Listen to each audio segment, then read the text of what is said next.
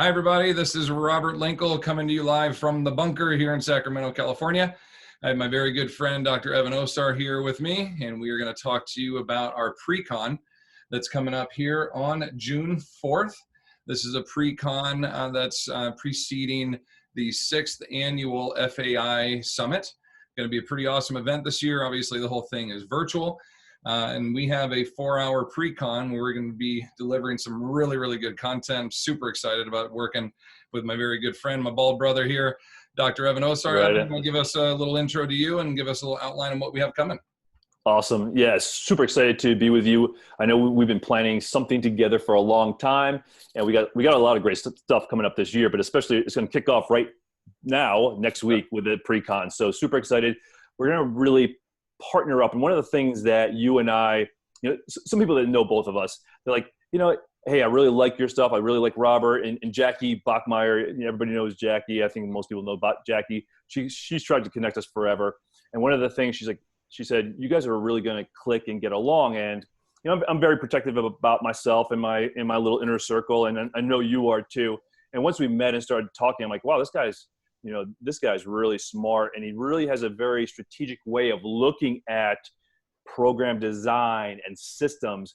And we are very system oriented. We've created the integrated movement system, which basically looks at how do you use your assessments to drive your corrective exercise strategy to drive your integrated movement patterns. And so as you and I started talking, we're like, wow, there is a lot of synergy with what we do. And it's just a matter of time before we could get together and create something really cool. Start doing something. Yeah, absolutely. And I completely agree. I think Jackie probably mentioned you 10 or 15 times. I saw some of your stuff online and I was like, I love the whys. I'm all about the whys. And when you hear some people kind of talk about when they implement stuff, they're just like, oh, this is really challenging. This is hard. And they never really get to that why. And you lead with that. And I just, that clicks for me. I want to know what the purpose of this is. And that's really what kind of brought us together to develop this. And we have an even bigger one, coming up later in the year in October that we're going to do. We'll have multiple days and hours that we'll get to cover. But the whole idea is like, we need actionable material, something that we can teach to people to use in our area of focus, our area of expertise, specific to our older adults. A screening process that we feel like works really well. It's kind of a combo of both of our screens, our movement observations. And then based off of that, from what we kind of see with people, we're able to offer a corrective and then a resistance training exercise. And you and I have had a couple little webinars here where we've been able to do this, these little back and forth give and goes of corrective exercise, and to deliver some very good actionable material to people, but also that gives them the why behind and the how behind to implement this. So kind of take us through a little bit. What areas are we going to be covering? What direction are we going to be going through with that pre-con? Give us a little look behind the curtain, if you will. Absolutely. One of the things that you and I were very keen on doing is providing, exactly like you said, actionable items. So that way you leave this 4 hours with things you can use with your older adult population. So we're going to take you through 3 key areas: low back and hips, because so many clients come in with low back pain, hip problems that even lead down to knee and ankle and foot problems.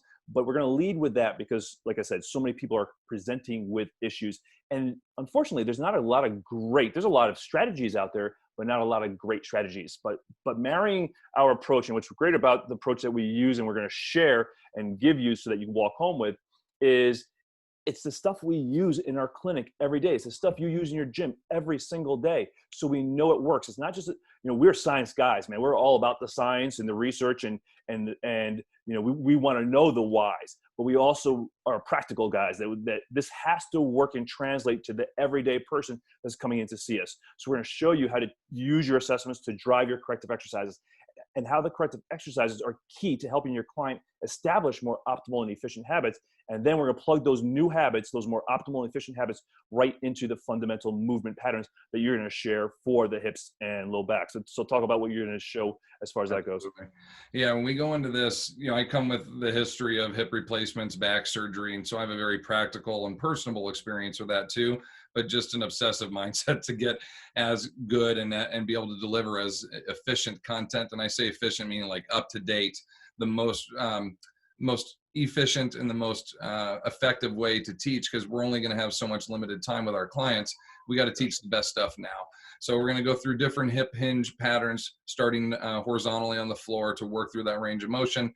We'll work towards some more vertical actions, and then just stabilizers all the way around that, in anticipation that a client might have a future hip replacement or hip surgery coming up, or their post, and trying to maintain and protect the longevity of the replacement component without any revisions or a secondary component to come to that later on.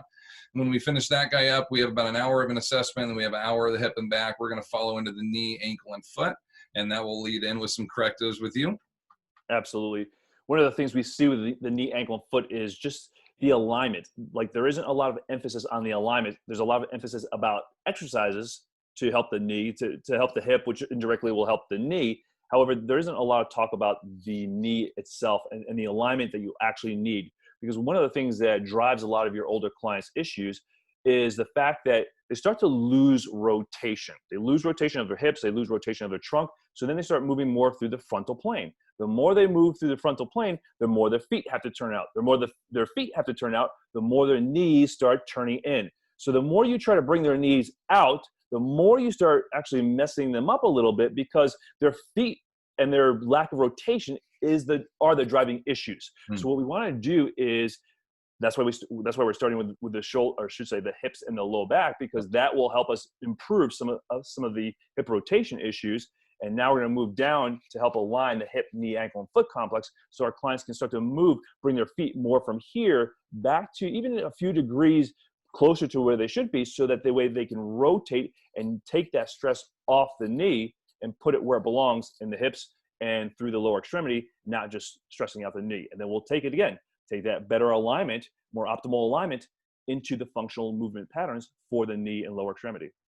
The big key that I've seen, you nailed it there with that pigeon foot, or the duck foot kind of position, is that we get so tight in the hip and the knee and the hip flexors in the back that we start to lose our natural gait and our ability to balance. So they compensate by turning their feet out too, to like duck walk, so they feel more stable. And that just, in my opinion, makes them less stable. You know what I mean? Right. You're narrowing the base, and now they don't know what it's like to articulate and move and take longer steps and, manipulate their body in anything other than like a Christmas tree stand position. Right. So they're just stuck there. So yeah, a big emphasis for us with that lower extremity is going to be working on that posterior chain strength.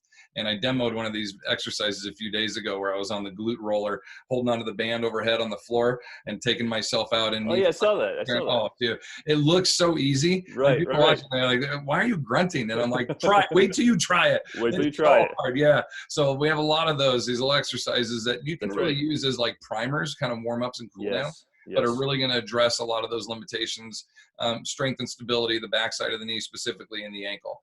And then we're going to head up top, and we're going to finish in, and we really can kind of incorporate neck, shoulder, elbow, wrist, and hand. So many arthritic components that are going to be addressed in this area too. And personally, I'm looking forward to learning from you, because I'm struggling with a shoulder issue right now. So I'd love to learn some more correctives with this, but working on, the abilities of our body to emphasize strength development on the backside is something that you and I both see such great value in, because we do so much in front of us forward, constant development, and those are all the muscles we see. So everybody likes to train those. And so we're going to have a very big, as far as the resistance training component comes in, we're going to be looking for big ranges of motions to work with our different pulls and overhead actions. When we get there, we're going to look at different articulations with different grips and different positionings of the hand, the rest of the elbow specifically. We will talk about a lot of different wrist and hand strength training and stability exercises to help us through our manipulations of our daily activities, all that to help us build some strength. But really, we need the correctives for this upper half to kind of bring it all home. So you want to wrap us up here, Ev?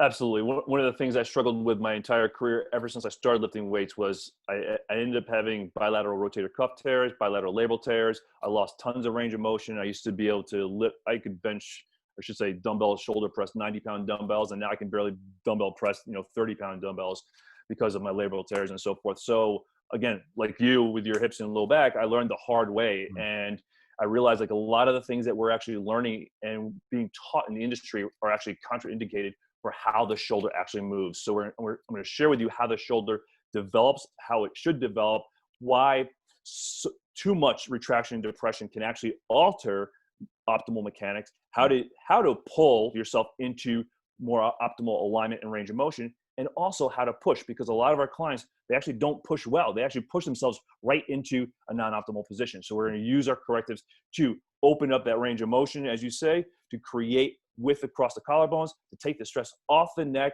put it where it belongs through the upper thorax, and develop more optimal pushing and pulling patterns. Nice. And that's a big thing that I've learned from you too, is that I've always used that cue of retraction, depression, anti-shrug, all that. And now learning that there is such a thing as like too much of that, right? I've Correct. always had so many clients that are just so far forward. I'm like, we're never going to get to a point where it's too much. And through your learnings and your education, I have seen that we can put ourselves into a negative position. So a lot of that coaching and cueing for me has been to like teach our clients what neutral is, what that ideal, like that optimal position, and that's what we're seeking out. So Absolutely. I can't wait. As much as I enjoy teaching, I enjoy learning from you. Likewise. And I'm like, super excited to do this. The virtual experience, I think, will be super fun too, because we'll be able to see everybody and we're going to go through things too with people. We'll have live Q&As as well. One of us will be speaking, the other one will be able to be online and answering Q&As that you're typing in. So as we go through, we'll have that option for you. PDFs, printouts. We have a couple free components too if you register. Ev? Yeah, if you register through our affiliate link, we're going to put it next to this video or in the email with this video. When you register, just screenshot your registration page that you paid, email it to us or me, or I should say my assistant, Mary, at helpdesk. So it's one word, helpdesk at Fitness Education Seminars with an S, Fitness Education Seminars, helpdesk at fitnesseducationseminars.com.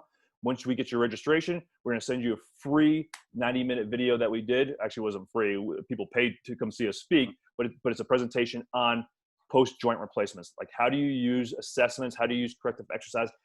What are the keys to training clients after hip replacements? So you're going to get direct access to that, so that way you can get started learning this information right away, and you'll be ready to roll when we see you next Thursday at, I believe it's 11 o'clock. 11:30 a.m. Pacific, 1:30 Central.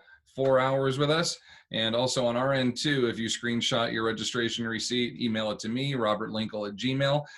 We will send over our Healthy Hips for Life, which is kind of a pre-hip and joint replacement. And it's a whole bunch, 30 plus exercises that I demo and coach and cue, and there's a little printout and PDF there too.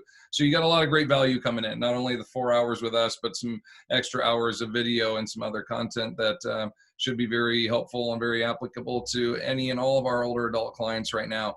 So we look forward to having you join us. Check out the link below for registration, and hopefully we will see you on June 4th, 11:30 a.m. Pacific, 1:30 Central, FAI 6th Annual Summit PreCon, Dr. Evan Osar and myself. We will see you there. Thank you all. Have a great one. Looking forward to it.